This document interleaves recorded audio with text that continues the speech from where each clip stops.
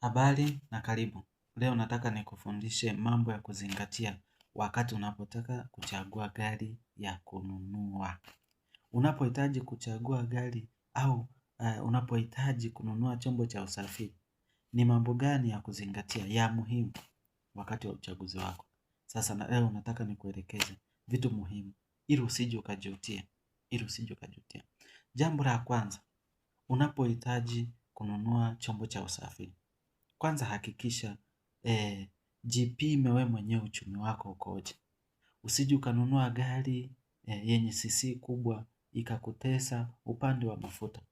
Kwa angalia uchumi wako wewe mwenyewe umekaaje, ni gari yenye cc ngapi, inaenda kilomita ngapi kwa lita moja ambayo utaweza kuimudu. Hii itakusaidia sana. Usije ukajikuta umepata hela ya ghafla, umenunua gari lakini ukaishia kuipaki. Hiyo ni aibu. Jambo la kwanza, angalia cc. Cc ni ukubwa wa engine. Ukubwa wa engine ndio unadetermine matumizi ya mafuta ya gari lako. Jambo jingine ni hakikisha upatikanaji wa spare parts.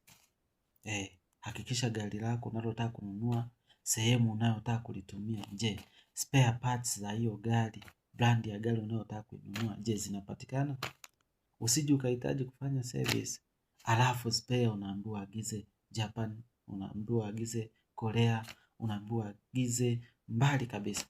Kitu ambacho kitakulazimu kupaki gari lako kwa muda mrefu, na kitakulazimu sasa service ya gari lako ichukue muda mrefu na ichukue gharama kubwa.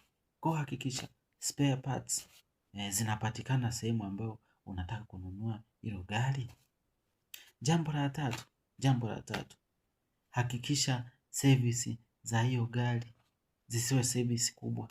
Kuna brand za magari, service yake huwa ni kubwa automatic. Service yake hata mafundi wake kuwapata huwa ni vigumu. Yaani katika mafundi 10 unakuta mafundi ni 5 wanaofahamu gari ya kutengeneza. Sasa gari kama hii na wewe ndo bado unajitafuta, itakutesa. Mara nyingi hautaitumia kwa uhuru unavyotaka. Kwa sababu itakubana. Service, spare namna upatikanaji itakubana.